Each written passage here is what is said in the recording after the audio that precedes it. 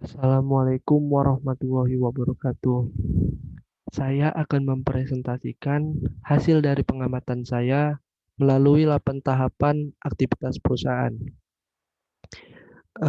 Sebelumnya perkenalkan, nama saya Bayu Asrijo Padilla dengan nomor induk mahasiswa 6704204057 dari Prodi D3 Digital Marketing, Fakultas Ilmu Terapan, Telkom University.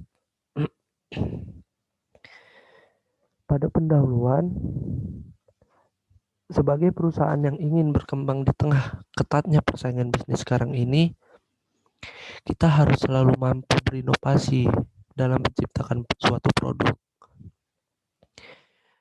Dan dalam menciptakan dan mengembangkan produk ini, terdapat 8 tahapan atau cara yang biasa terjadi ketika sedang menciptakan atau mengembangkan produk.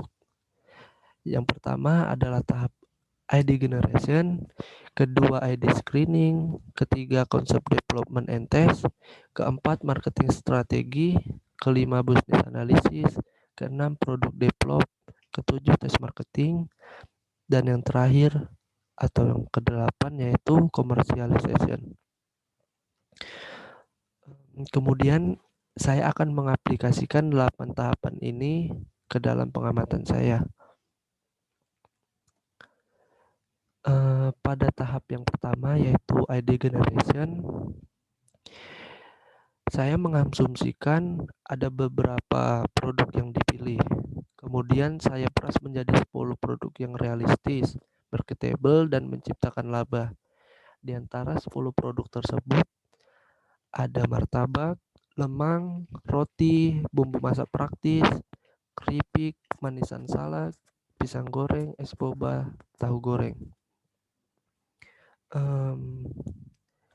Kemudian pada tahap yang kedua, pada tahap ini saya memilih produk lemang sebab faktor-faktor internal yang menjadi kekuatan industri makanan tradisional lemang ini adalah selain mendapatkan profit, di sisi lain produsen dapat memperkenalkan makanan daerah ini kepada masyarakat luas. Sedangkan faktor-faktor eksternal yang menjadi peluang industri makanan tradisional lemang ini adalah respon masyarakat yang baik, adanya daya dukung pemerintah, dan produk lemang ini sebagai oleh-oleh khas kota saya sendiri, lebih tepatnya Kota Tebing Tinggi. Kemudian laju pertumbuhan penduduk yang meningkat, ketersediaan bahan baku, adanya pelanggan setia, adanya pesaing, dan lain-lain. Kemudian lanjut ke tahap yang ketiga yaitu konsep development and test. Pada tahap ini diantaranya dimulai dari tata cara pembuatan produk yang unik dan produk yang bervarian. Tidak sama seperti lemang pada umumnya. Maksudnya dengan menambahkan topping kepada produk agar memancing minat beli konsumen. Semua upaya yang dilakukan yaitu dengan harapan adanya ketertarikan konsumen terhadap produk. Kemudian lanjut ke tahap yang keempat yaitu marketing strategi atau strategi pemasaran. Adapun cara yang efektif dalam memasarkan produk lemang yaitu lewat media sosial. Selanjutnya produsen harus mendapatkan target pasar yang luas dan mengetahui harga pasar. Langkah selanjutnya didukung oleh strategi pemasaran 4P yang terdiri dari produk, price, place, dan promotion yang dipadukan agar menghasilkan respon yang diinginkan oleh pasar. Selanjutnya tahap yang kelima yaitu business analysis. Pada tahap ini saya menganalisis biaya produksi. Di antaranya ada bahan baku, biaya tenaga kerja langsung, biaya overhead cost, penyusutan aktivitas per tahun, total biaya penjualan, rata-rata pendapatan per bulan, dan yang terakhir biaya pajak. Sedikit keterangan, harga per unit produk ini berkisar antara 25.000 hingga 40.000. Dan 1 kilo bahan baku ini menghasilkan 3 sampai 4 produk lemang. Berdasarkan pengamatan saya, dalam tahap ini produsen yakin dalam pengembangan produk lemang, sebab biaya yang ekonomis dan juga waktu yang efisien, serta didukung oleh maraknya minat konsumen. Hal ini tentu saja akan memenuhi tujuan produsen yang segera menghasilkan keuntungan. Lanjut ke tahap yang ke-6, yaitu product development atau perkembangan produk. Dari pengamatan saya, berikut ini adalah beberapa contoh perkembangan produk lemang. Dari sisi cara pembuatan produk, sebab menggunakan alat yang unik. Faktanya, makanan yang dimasak menggunakan bambu itu sangatlah enak.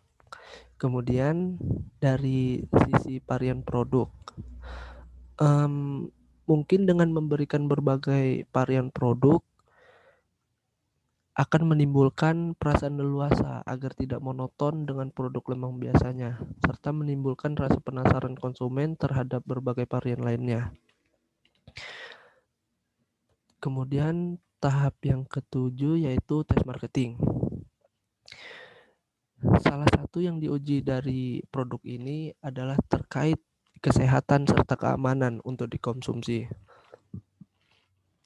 Pengujian ini dilakukan untuk memastikan tidak adanya kandungan tertentu yang berlebih atau kandungan racun di dalamnya. Dalam melakukan pengujian, para konsumen dilibatkan dalam penelitian ini. Mereka memastikan bahwa makanan ini aman dan layak dikonsumsi. Kemudian lanjut ke tahap yang ke-8 yaitu commercialization. Hasil dari tes sebelumnya sudah bisa memberikan gambaran bagaimana prospek produk lemang tersebut. Atas hasil tes, produsen memutuskan untuk meluncurkan inovasi tersebut. Maka perusahaan harus menyiapkan serangkaian aktivitas selanjut, yaitu aktivitas komersialisasi.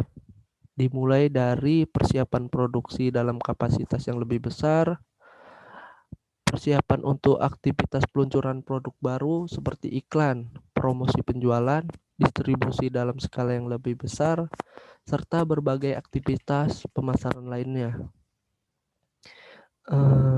Demikian presentasi atau informasi yang dapat saya sampaikan. Mohon maaf bila ada salah kata ataupun kekurangan. Billahi taufiq walhidayah. Assalamualaikum warahmatullahi wabarakatuh.